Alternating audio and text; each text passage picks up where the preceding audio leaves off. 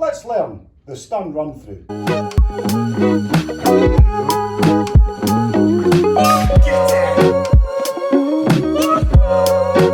I saw Snooker on the TV and that was the end of it.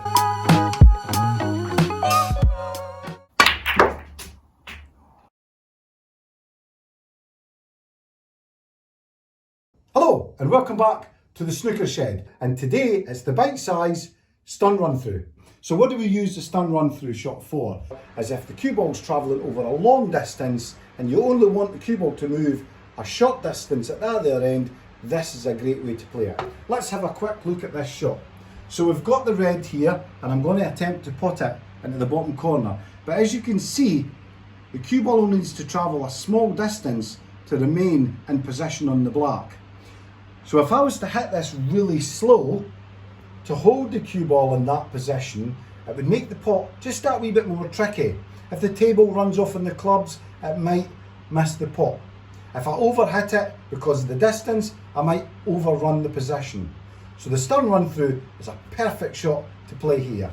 So the stun run through is pretty similar to the stop shot. The only difference is we normally hit a bit further up on the cue ball, normally around centre or just below centre, but we've still got to take into consideration the distance we're travelling and the pace on the cue ball. Okay, so the best way to practice is standard stuff. Set up a nice straight shot and hit it centre ball striking. Hit it nice and firm, nice and straight, see what happens to the cue ball.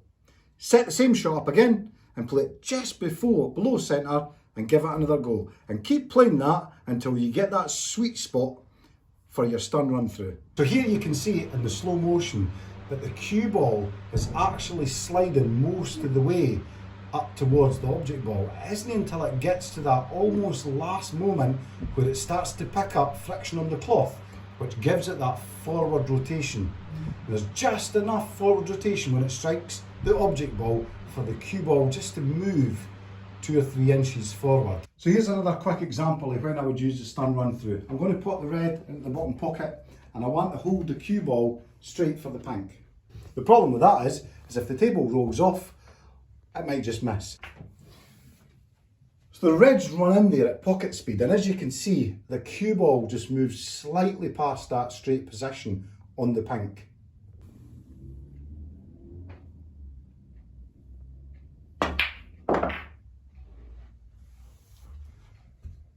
The first shot, centre ball striking, nice punchy pace on the cue ball, and it overran a little more than I would like.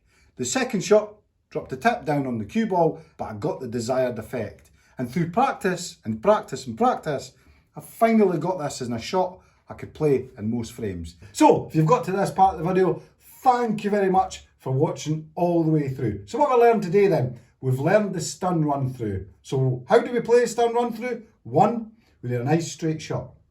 2, we need that nice sweet spot between pace on the cue ball and height on the cue ball over the distance of the table.